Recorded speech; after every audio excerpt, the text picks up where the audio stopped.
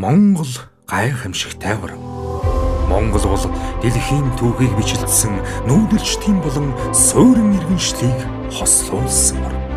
Монгол бол Орос хятад их гүрнүүдийн дунд орших энхийг эрхэмлэгч орн. Монгол бол түүхийн нухчаан дундаас тусгаар тогтносон ардчилсан улс. Монгол бол улс орон бүртээ харилцсан ашигтай худалдаа хамтын ажиллагаа тогтоон хөгжиж буй орн.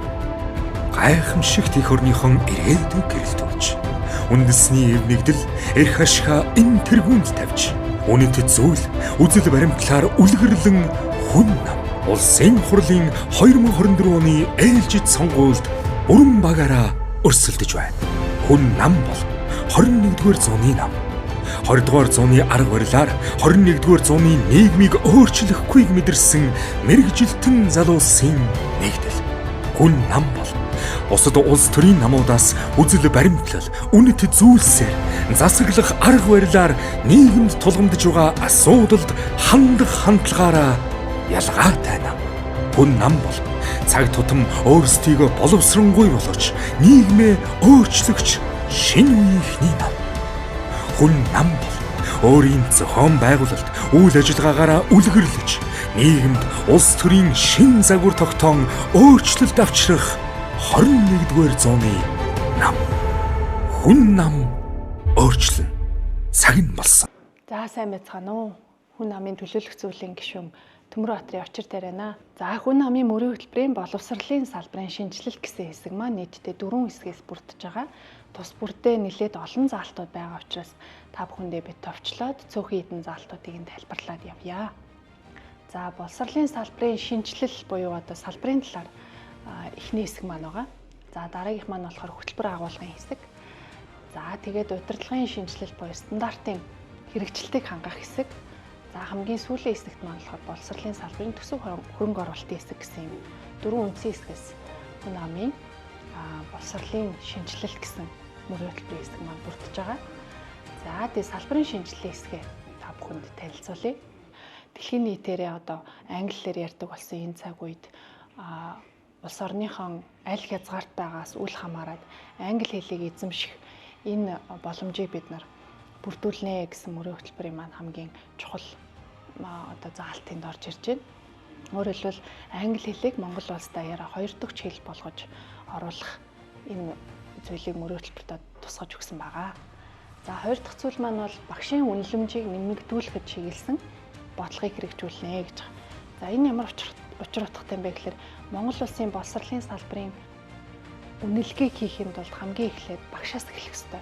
Яа тэгэхээр багш нарын цалин үнэлэмж муу, багш нарын нийгмийн хандаламж муу, багш нар маань хангалттай хэмжээгээр амжиргаагаа авч явах боломжгүй байхад бид нар чанарын асуудал ярихад бол харьцангуй ойлголттой байгаад идэг. Тийм учраас хамгийн чухал зүйл бол багш нар. Тэр багш нарынхаа үнэлэмж буюу мэдлэг мэдээлэл чанар чансааг үнэлэхийн зэрэгцээгээр яг үүнтэй уялдсан цалингийн системийг бид нар одоо бас үнэлэмжинд нь зөвөр тусгаж өгч цалингийн нэмэгдүүлэх энэ зүйлийг бол бид нар заавалчгүй мөрийн хөтөлбөртөөр тусгаж өгсөн байгаа.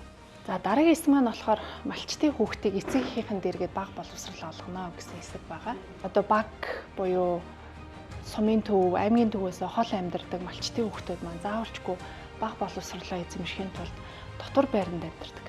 Тэгэхээр тэр дотор байран дээр эцэг эхийнх нь хэн нэг нь ойр хажууд дэргэд байхгүй бол хүүхдүүд маань хамгийн нөгөө чухал хэсгээ бага насныхаа хамгийн одоо шимт хичээлтэй хоол идэх, эцэгийнхээ хайр халамжийг хүртэх ёстой тэр цаг хугацаагаа эцэгийнхээс эсвэл хол өнгөрөх гээд байдаг.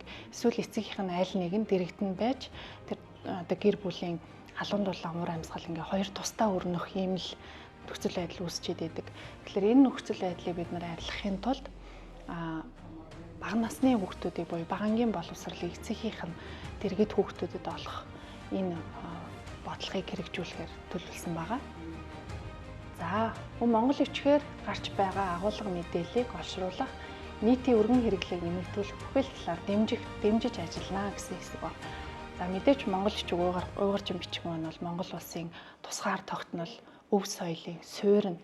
Ийм учраас энэ Монгол бичиг буюу уйгурчин бичгээ бид нар үеэс үед уламжлуулан дамжуулж энийг үргэлж санаж сэрж хэрэглэж явах нь бол монголчууд бидний одоо өмнөх үедээ хүлээсэн үүрэг буюу ирээдүйдээ одоо өвлүүлж үлдээх ёстой, зайлшгүй хийх ёстой зүйл минь буюу өв соёл маань байгаа. Тэгэхээр энийг бид нар нэлээд одоо бодлогынхаа чухал хэсгийг болгож авч үзэж байна. За нийт суралцагчдад оюун ухаан, бие бэлтэр, сэтгэлийн тэнцвэртэй боловсролыг олгох болон хүүхэд бүрийн сэтгэх үе, сэтгэл зүйн онцлог, авьяас чадвар суйрлан бэлтгэж чиглэсэн иж бүрэн боловсролын реформыг хэрэгжүүлнэ гэж байна. Боловсролын бодлого бус төрөөс ангид байх, доктортой байх зарчмыг хэвшүүлнэ. Та бүхэн мэдж байгаа сурах бичгийн шинжилэл хэдэн жилд нэг удаа солигддог байсан бэ? Энэ өөрөө асар том алтаатай бодлогын нэг илэрлэл нь байгаа. Яа тэгэхээр энэ боловсролын одоо хамгийн чухал одоо хэрэглэгдэхүүн болох сурах бичиг бол ерөөсөө л монгол хүний бэлтэж байгаа суурь. Гэтэл энийг нэг засаг солигдоод 4 жилийн хугацаанд өөрчлөө, дараагийн засаг гарч ирээд 4 жилийн хугацаанд өөрчлөөд тэг бодлогын зорилго, чиглэл, сурах бичиг бүх юмар ингээд тоглоод идэг энэ асуудлыг бид нэр зогсоох гэж байна. Тэгэхээр энэ одоо улс төрөөс ангид байх боловсролын салбар бие даасан Монгол улсынхаа үндэсний онцлогийг хадгалсан Монгол хүний бэлдэх энэ нэгдсэн бодлогоо тогтвортой барьж явах энэ л зүйлийг хүн амын одоо бид нар хийх ёстой. Тэгэхээр энэ бидний бас боловсролын бодлоготой барьж байгаа чухал чиглэл байгаа. Нийгмийн хэрэгцээ хөдөлмөрийн зах зээлийн эрэлттэй уялдсан мэрэгжлийн болон дээд боловсролын бодлогыг хэрэгжүүлнэ гэж. За яг хүүхдүүд маань одоо орчин үед ингээд мэрэгжил сонголтоо маш оновчтой хийх тал руугаа болж байна. Гэхдээ бас асуудалтай. Магадгүй ээж аавынхаа хүснээр явдаг, эсвэл найз нөхдөд дуурайдаг, эсвэл ямар нэгэн өндөр цалинтай ажил одоо тэр өндөр цалинтай гэснээс болж мэрэгчлээ сонгодог ч гэдэм юм. Энэ бүхнээс болоод өөрөө энэ нөгөө амьдралын чанарт нөлөөлдөг чухал шийдвэр болчдөг. Яагаад тэгэхээр хүүхэд өөрийн ур чадварт нийцээгүй мэрэгчлээ сонгочхороо явандаа ажлын байран дээр гарахаараа сэтгэл ханамжгүй болж хуурдаг. Тэгээд нөгөө ажлын байрны докторгүй, бизнесийн байгууллагуудад хүртэл ажлын байрны оролт гаралтын хэмжээ өсдөг. За энэ өөрөө явцын дунд эдийн засагт сөргөөр нөлөөлдөг ийм хүчин зүйл болдог учраас мэрэгжил сонголт бол асар чухал. За тэгэхээр энэ хөдөлмөрийн зах зээлийг одоо нийгмийн хэрэгцээтэй уялдуулна гэдэг дээр бас бид нэлээд анхаарал төвлөрүүлж мөрөө хөтөлбөрөөр боловсруулсан байгаа. Насан туршийн боловсролын хүрээнд шинэ гэр бүл зориулсан хүүхдийг эрүүл зөв хүн болгон хүмүүжүүлэх тухай анхан шатны сургалтыг орон нутгийн захиргааны байгууллагуудаар дамжуулан олгодог тогтолцоо бүрдүүлнэ гэж.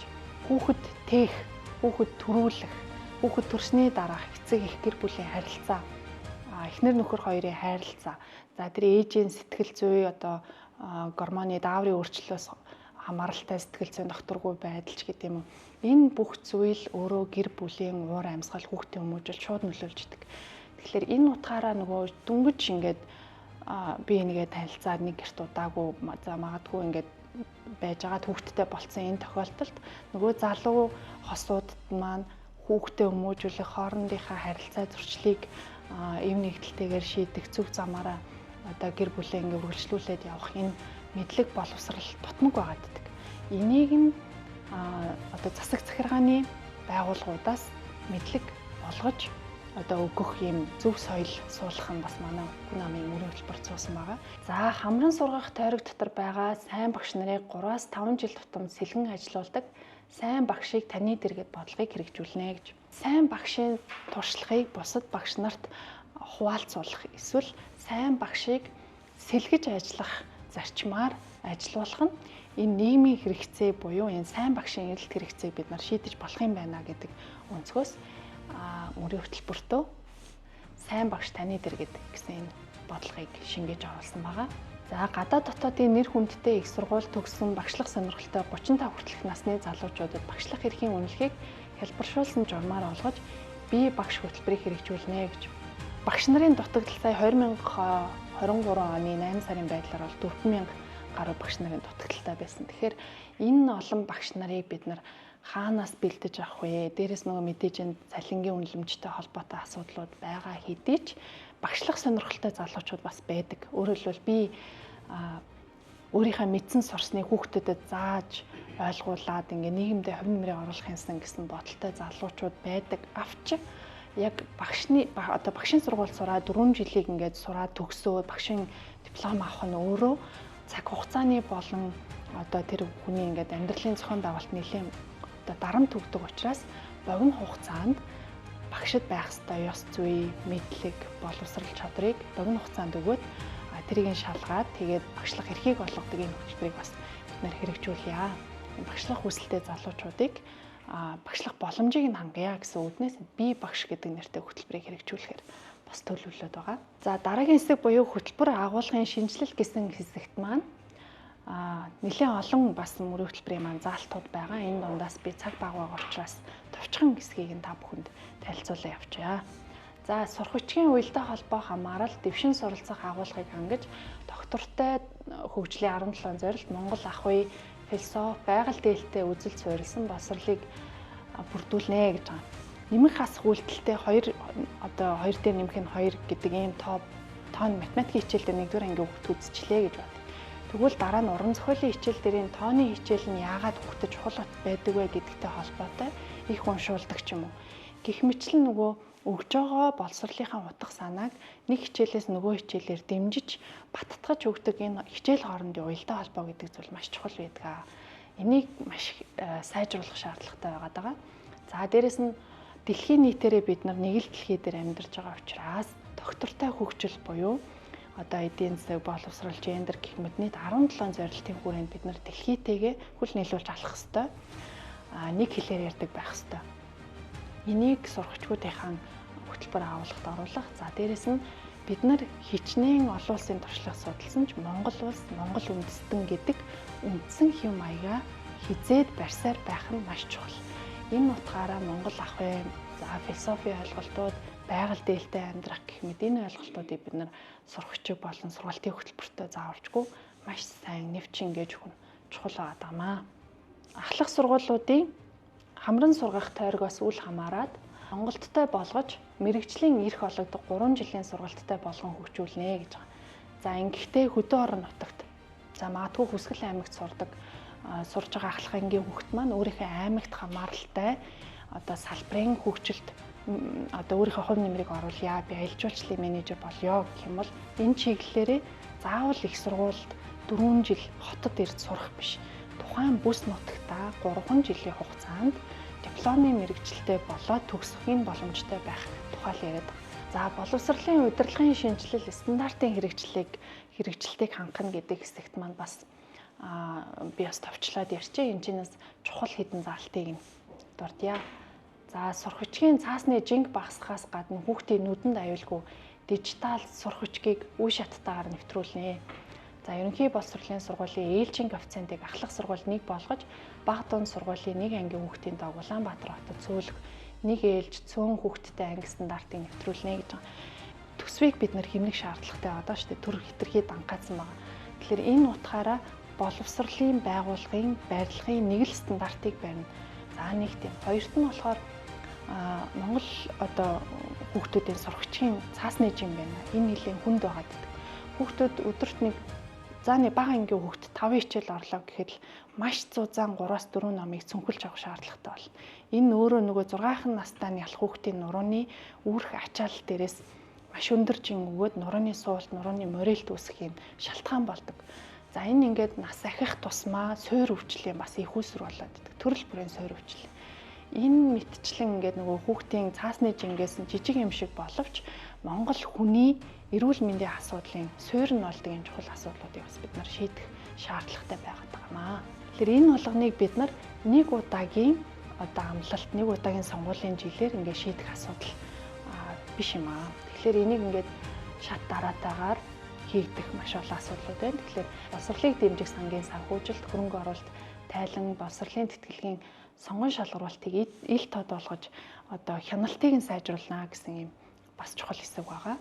За суралцагч бүр сургалтын агуулгыг үн төлбөргүй үзэх боломжтой интернетийн орчныг бас орон зайнаас үл хамааран сайжруулна гэсэн юм хэсгүүдийг оруулж өгсөн байгаа. За тийм ингээд Монгол хүн бол Монгол улсын баялаг, дээрэс нь Монгол улсыг хөнгүүгээр мэдээж төсөөлөх юм бол энэ бол зүгээр л газар нутаг болно. Тийм учраас улс байхын хамгийн суурь нь хүн байдаг. Тэр хүнийг хэрхэн бэлтгэх вэ гэдэг энэ чухал одоо зүйл дээр бид нар түрүүний дурдсан эсхүүдийг голчилж та бүхэндээ тайлбарлаа. Та бүхэн хүн намын вебсайтаар ороод дэлгэрэнгүй мөрийн хөтөлбөрийн маань уншиж сонирхоорой. Хүн нам өөрчлөн цаг нь болсон.